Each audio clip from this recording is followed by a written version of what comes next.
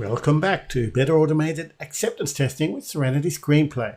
I'm John Ferguson Smart, and today we'll be looking at how to handle waits and timeouts with Serenity Screenplay. Now, WebDriver handles conventional web pages where you click on a button and a new page loads pretty well. It knows how to wait for a particular page to load before continuing on to the next action, so you don't have to worry about telling it to wait for the page to load explicitly. But the problem is most applications today don't work that way. Most applications are asynchronous. So what this means is that if you click on a button or a link or something on the page may or may not actually reload. Often it'll simply talk to the server, get some information, and then update the page structure without actually reloading anything. And what happens in a WebDriver terms is that WebDriver doesn't know when it can actually proceed to click on the next element. So you may try to click on a button that hasn't actually been rendered yet because the browser is still talking to the server in the background. Let's start with a look at a simple example of asynchronous behavior on a website. I've gone back to the Southwest Trains website, which we've been using.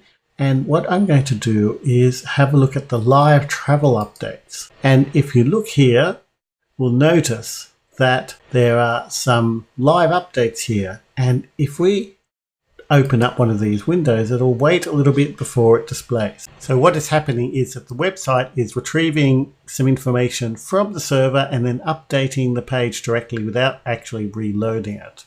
Now let's have a look at how we could check this in an automated test using Serenity Screenplay.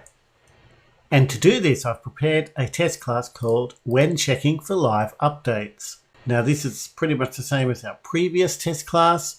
And the first test I want to write is that line updates should be available. And what I want to check is that if we navigate to live travel updates, and navigating to live travel updates involves going to this URL. Then if we click on the live updates feed, we should see a number of live updates. So the first step will be, we can say something like, given that Tracy, so the given that is an alternative in Serenity Screenplay just to make it more obvious that this step is a precondition. So given that Tracy has, what I would like to write is chosen to check the live updates. So we already have two options of what she can choose.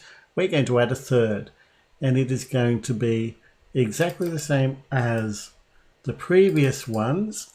You'll notice that we have an instrument of the chosen to with a menu option, and in the actual chooses to book a ticket, which is incorrect, we should say chooses to menu choice. And let's make this work as well while we're at it. And in this action, the actor attempts to open the URL that comes from the menu choice. To make this read nicely, so this was originally out of date, we need to update this to make it read differently for each menu. And in Serenity Screenplay and the perform as step, you can use, as we've seen earlier, we can use this step annotation and pass in the curly bracket 0, which will pass in the name of the actor, or hash and a variable name for a member variable of the task, in this case member choice. The one thing that is missing here is we need to check for live updates. We're going to create another enum value here, and now the check for live updates, if we take this URL, that will be the URL we want to go to.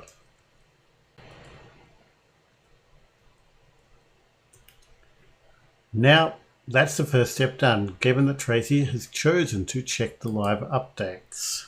So now we can say when Tracy, and again when is just syntactic sugar, which means it doesn't actually do anything, it's merely there for readability. And you can see it comes from the given when then class. When, it's just a bit of syntactic sugar to make the code more readable. When Tracy attempts to view the live updates, and let's have a look at the code, have a look at the web page to see what sort of live updates you might view. So we can view the line updates, we can view general updates, we can view train cancellations and so forth. So we need to be able to distinguish between what sort of live updates she wants to view. Let's make it simple here and just hard code it as the name of the method. View the live updates for line updates. So that will be our method. We're going to create a class and it's going to be a tasks in the task class. And as we've seen before, the task class will always implement task. And when we say implement method, we have our perform as. We're going to add the step method and we're going to say view, let's make it Tracy views the live updates for, and we'll say what exactly she wants to update type. So the first thing that I want to do is have the actor attempt to click on, and here we're going to have the live updates line updates. Now this clearly doesn't exist yet. We're going to have to create it, of course. So I create a line updates class and a live updates class, and now I can create a line updates constant. I'm going to create a constant field of type target. And now let's see how we would locate this line updates. We do have a label here, line update, which is going to be reasonably stable because there's a business logic in the names of the updates. Let's see if we can identify this line update.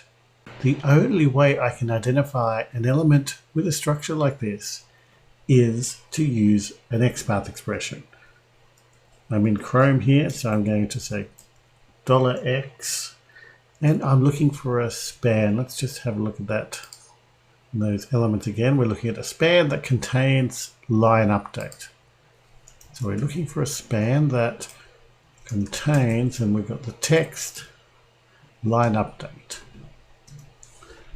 And this identifies our text. Now maybe we can click on that directly. If we click on that directly, great. Let's see if this works as is. We're going to use that as our expression and see how we get on. So we say located by XPath. Now I can either say located by XPath or I could use a shortcut and simply say located by.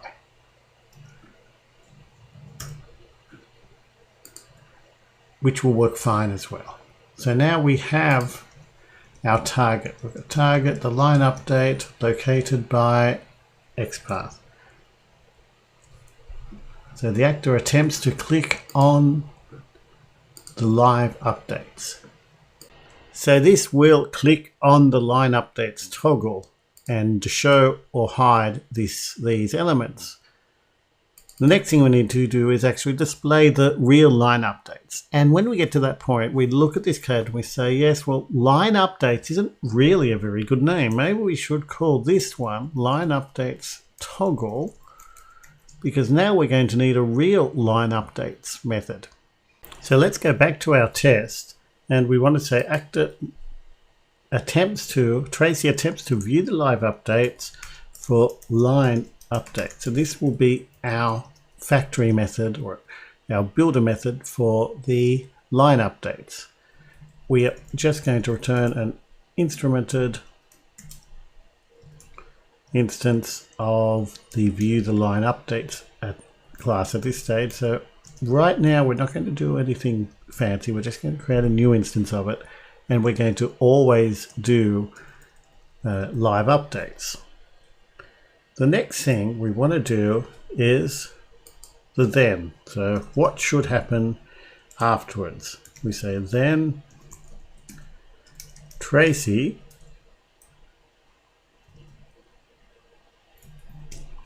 and again we're using the syntactic sugar to make it read smoothly. Should see that the live update incidents for line update. So again, I'm making this up as I go along. I'm actually making the DSL that I'm going to use to be as readable as possible. So the live update incidents for line updates, that's going to return the list of messages that we get here. And so it's a list. So we want to check that it's not empty. All we need to do is do a Hamcrest matcher for a collection. Again, nothing fancy here. The next thing we want to do is create this live update incidents class. So now I need to create the live updates class. This is a question, so we'll put it in the questions section. And what does this live updates do? It's actually a factory class because it's going to return questions. And what sort of question is this? Well, if you remember, it's going to return a list of messages. So it's a question that returns a list of strings. So if we did something more sophisticated, maybe it'll be a list of objects. In this case, a list of strings will do just fine. And we can make this quite simple using Java 8. We can just say text of, and we're going to say live updates. We're going to get the page and we're going to ask about the line updates. We're going to figure out what this selector is shortly, but for now, let's complete our code here. We say viewed by actor. And now we're going to do something we haven't seen before. We're going to convert the outcome. Now, previously, we've seen questions that use the as string that convert the web element to a string. In this one, we're going to do something different. You'll notice a number of other methods with the as prefix. As means you're converting the web element to a type and returning that as your question. We could say as Boolean, as date with a particular format, as integer, as double, and so forth. Or we could say as list. Now, as list will return a list of the type of string that we're interested in, type of element that we're interested in. So in this case, we're returning a list of strings. And then we simply need to say where we get the line updates. Line update messages, and we're going to locate that by some sort of expression. Now let's have a look at these and see how we could identify them. First thing I see is the eng detailed message. I'm going to try that and see if it works. And I get quite a lot of them, but unfortunately I get even the ones that aren't displayed, so that's not going to be any use to me. I'm going to go up a little bit. I find incident. So let's see what incident brings up. And that's better. That actually brings up the ones we're interested in. So we could actually just look for .incident. Let's just check. If we open several of them and we run this again, yes, we get all of the displayed incidents. So we're going to need something a little bit more precise to make the test more robust. So I'm going to go up a bit and I see we've got an ID of line updates. So if I now go hash line updates.incident, so it's the line update incidents in the line update section. And that will get only the ones I'm interested in. So this is the selector we're after. So we add this selector here. And now we have a fully working target. We can go back here and we have a fully working question. We can go back here, we have a fully working test. There's only one thing we need to complete. Since we're using lambdas in this expression, to make the reporting a bit better, we'll have to add some text to make the question reporting read more nicely. So we're going to say incident messages, just to say what we're actually talking about. Now let's run this and see if it works.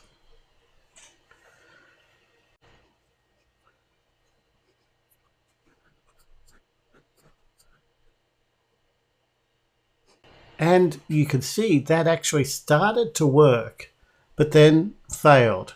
And why did it fail? Because it found an empty collection. This is because when we click on this button, you get this little element, it works a bit, and then it will bail out. Now, the way WebDriver works is that it will look, if it's there, it will accept, it will return the element. If it's not there, it will bail out immediately. Serenity will wait a little bit. We can configure the length of how it waits. We'll have a look at those variables shortly, but it will wait a little bit. But it doesn't know how long to wait. And that's our problem here. We need to be able to tell it that we know that things are going to appear, so we want to wait until those elements appear. There are a few ways we can do this. We can try and identify this progress bar element here and wait for it to appear, then disappear. That tends to be a little bit fickle and hard to do. We can wait for these elements to appear, or there to be a non-zero number of them. That way it works, but it can be a little bit hard to do for each case. Fortunately, in Screenplay, there's a much easier way. All we need to do is say should eventually. We wrap the see that expression in an eventually statement. And what that does is it tells Serenity that it may happen immediately, or it may take a little while for the results to actually come through. We can qualify the eventually statement with some variations. We can say waiting for no longer than 5 seconds, for example. By default, it will wait for 5 seconds. This is configurable. But if we just do it with its default configuration, let's just make sure it works.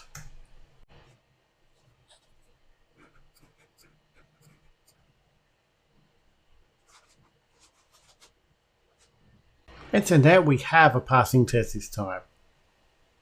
So that's all we'll do for this lesson. Next lesson we'll explore some of the configuration options around these timeouts. As part of your exercise, what I'll get you to do is basically do similar tests for the other types of live updates. So for general updates, for train cancellations and so forth.